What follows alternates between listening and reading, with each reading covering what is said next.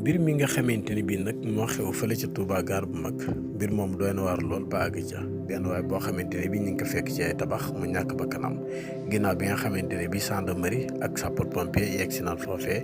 li nu mën a wax mooy fekk naan fa ay mool yu bëri maanaam ay xeer ci wet gi waaye it li nga xamante ne bii mooy xar kanam bi ñu ngi ci fekk deret yu bëri mi ngi ko wër. mbir moomu nag nekk na loo xamante ne bii lu doy waar lool la jaaxal na lool it waa koñ bi nga xamante ne bii foofee la dëkk waaye it ki nga xamante ne bii mooy sappoor it jël na li nga xamante ne bii mooy néew bi ngir ñu mën a def li nga xamee ne mooy enquête bi ci loxoy gendarmerie.